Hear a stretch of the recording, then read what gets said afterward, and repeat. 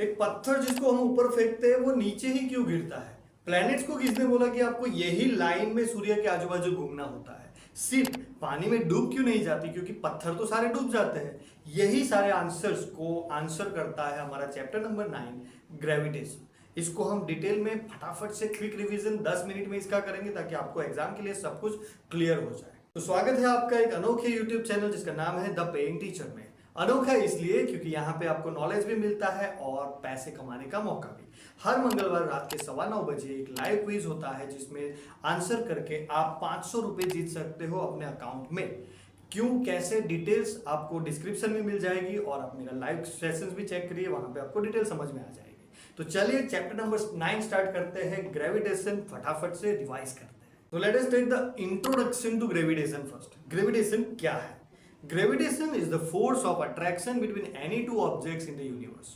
Universe ब्रह्मांड के कोई भी दो ऑब्जेक्ट के बीच में जो अट्रैक्शन होता है उसको बोलते हैं ग्रेविटेशन। एग्जाम्पल, अर्थ जो है अपने तरफ सारे ऑब्जेक्ट्स को अट्रैक्ट करती है, जैसे मैं अभी अर्थ के ऊपर अट्रैक्टेड हूं, राइट। प्लैनेट्स सन के अराउंड जो रिवॉल्व करते हैं, दैट इज अनदर एग्जांपल। अर्थ के आजू बाजू मून रिवॉल्व करता है, मून जो है वो रिवॉल्व करता है, that is another example. Okay, तो जब भी कोई ऑब्जेक्ट हवा में छोड़ा जाता है तो वो ऑटोमेटिकली नीचे गिरता है क्योंकि अर्थ उसे अपनी तरफ अट्रैक्ट करती है, और यही बेसिक ग्रेविटेशन है।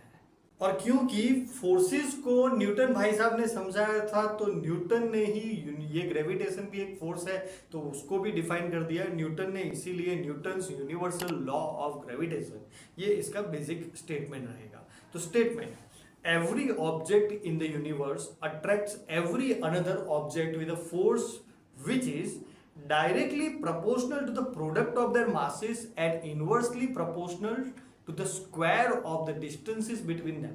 फॉर्मूला बोलूं तो F equal to G into M1 M2 divided by R square, जहां पे F जो है that is gravitational force, G यानी कि कैपिटल G जो है that is universal gravitational constant जिसकी वैल्यू है 6.673 into 10 power -11 newton metre square पर केजी स्क्वायर।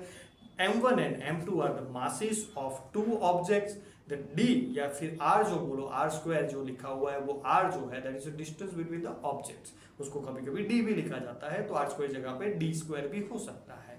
यहां पे दो चीजें हैं कि अगर आपका मास जो है वो ज्यादा है, यानी कि M1 M2 की वैल्यू जो ज्यादा है तो फोर्स जो है वो ज्यादा रहेगा।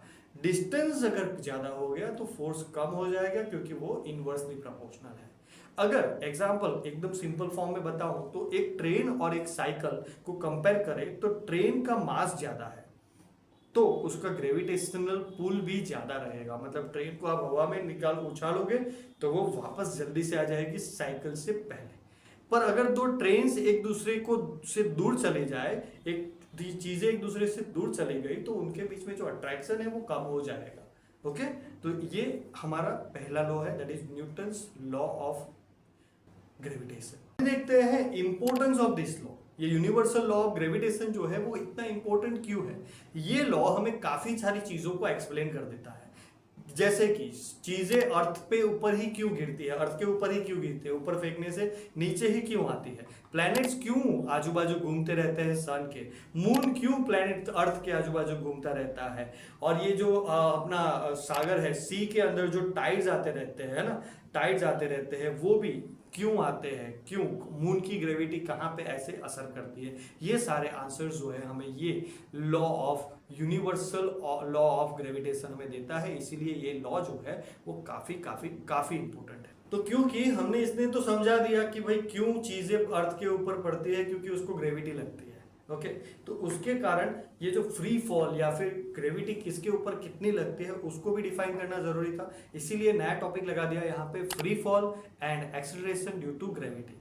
ग्रेविटी की वैल्यू जो ग्रेविटेशनल एक्सेलरेशन जो है उसकी वैल्यू जो है उसको G से डिनोट किया जाता है और G की वैल्यू है 9.8 मीटर पर सेकेंड स्क्वायर। डिफाइन अगर करूं तो when an object falls towards earth only under the influence of gravity it is called free fall, जो हमने आगे भी चैप्टर नंबर 7 में भी यही डेफिनेशन इसकी देखी है। लेकिन यहाँ पे G की डेफिनेशन, G की वैल्यू के साथ साथ G का यहाँ पे फॉर्मूला भी बनाया गया है, that is small g, that is gravitational acceleration equal to capital G into capital M divided by R square. Capital G यहाँ पे यूनिवर्सल ग्रेविटेशनल कांस्टेंट है। कैपिटल एम जो है that is the mass of earth, उसकी value है 6 power 6 into 10 power 24 kg। और radius जो है दैट इज आर स्क्वायर, जो मैंने बोला ना, दैट इज कैपिटल आर जो है उसका जो रेडियस उसको बोला जाता है रेडियस ऑफ अर्थ, और उसकी वैल्यू जो है that is 6.4 into 10 power 6 metre. Okay, जब एक बॉल को हवा में फेंको तो वो एक सर्टेन हाइट तक जाके रुकती है, फिर वो नीचे गिरती है। ये ग्रेविटी की वजह से होता है। धीरे धीरे उसकी स्पीड कम होते होते एक बार पे जाके रुक जाती है और फिर वो नीचे गिरना स्टार्ट होती है। और ये जो होता है उसके रिस्पॉन्सिबिलिटी किसकी है? ग्रेविटी की। ग्रेविटेशनल एक्सेलरेशन इसको मिलता है यहाँ पे। अभी समझ लेते हैं equations of motion under gravity. जब एक ऑब्जेक्ट वर्टिकली मूव करता है यानी कि ऊपर या फिर नीचे मूव करता है तो न्यूटन के मोशन के इक्वेशंस को ग्रेविटी के लिए मॉडिफाई किया जाता है। फॉर एग्जाम्पल 3 इक्वेशन है हमारे पास, v equal to u plus g t, s equal to u t plus half g t square, v square equal to u square plus 2g's। ये सारे हम चैप्टर नंबर 7 में भी पढ़ चुके हैं। अभी इसमें जो g जो है that plays a big role. जब ऑब्जेक्ट ऊपर जा रहा है तो उसके ऊपर ग्रेविटी नीचे काम करती होती है, राइट। ऑब्जेक्ट अगर ऊपर मूव कर रहा है, ग्रेविटी उसको नीचे खींच रही है, इसलिए जी की वैल्यू जो है ना 9.8, उसको नेगेटिव लेना पड़ेगा, माइनस 9.8 मीटर स्क्वायर लेंगे यहाँ पे। और जब ऑब्जेक्ट नीचे ही गिर रहा है तो उसको हम लेंगे प्लस 9.8 मीटर पर सेकेंड स्क्वायर। इसके बाद देखते हैं बड़ी सी confusion that is mass and the weight के बारे में। कभी कभी हमें लगता है कि हमारा जो मास है और वेट जो है that is the same things, लेकिन ऐसा नहीं है। मास यानी कि हमारे अंदर कितना मैटर बना हुआ है, amount of matter in an object, वो उसका है मास। और मास की वजह से उसको ग्रेविटी पुल मिलता है। जैसे मैंने आगे बताया कि ट्रेन को अगर ऊपर करो तो वो जल्दी से नीचे आ जाएगी क्योंकि उसके ऊपर ग्रेविटी ज्यादा लगती है based on its mass. Okay, लेकिन अगर मैं मास की बात करूं तो मास जो है वो क्या है? Amount of matter. जबकि वेट जो है that is the force with which gravity pulls an object, यानी कि उसको कितना जोर से नीचे ग्रेविटी खींचती है, वो होता है वेट। ओके, तो मास जो है वो हर जगह पे सेम रहेगा, ग्रेविटी चेंज हो जाए फिर भी। अगर मून की ग्रेविटी जो है बहुत ही ऐसा बोलते हैं कि ऐसा है कि मून की ग्रेविटी जो है 1/6 ऑफ द अर्थ ग्रेविटी है, यानी कि अगर मेरा वेट यहाँ पे 60 kg हो रहा है तो मून पे जाके वो 6th पार्टी हो जाएगा, यानी कि 10 kg ही वेट हो जाएगा मेरा यहाँ वहां पे मून पे जाके। यानी कि वेट जो है ग्रेविटी के हिसाब से बदलता रहता है, लेकिन मास कभी चेंज नहीं होता। मास का यूनिट जो है दैट इज ऐसा यूनिट, स्टैंडर्ड यूनिट जो है उसका है केजी, और जो वेट है उसका यूनिट जो होता है न्यूटन, क्योंकि उसको फोर्स के फॉर्मूला में यहाँ पे रखा जाता है। ओके, अगर एक आदमी का मास यहाँ पे, जैसे मैंने बताया कि अगर यहाँ पे मास कुछ है और उसका मास जो है मून पे भी वही रहेगा, लेकिन अगर वो आदमी जो है उसका वेट यहाँ पे कुछ है तो मून पे जाके या फिर कोई अनदर प्लेनेट पे जाके उसका वेट जो है वो चेंज हो सकता है, because it is due to the gravity acting on it. और अलग अलग प्लैनेट्स के ऊपर ग्रेविटी अलग अलग होती है, इसलिए उसका वेट अलग अलग हो सकता है। दो और चीजों को डिफाइन कर लेते हैं that are based on the force. पहले हो गया thrust. Thrust is the force acting perpendicular to the surface, और प्रेशर जो है that is force per unit area.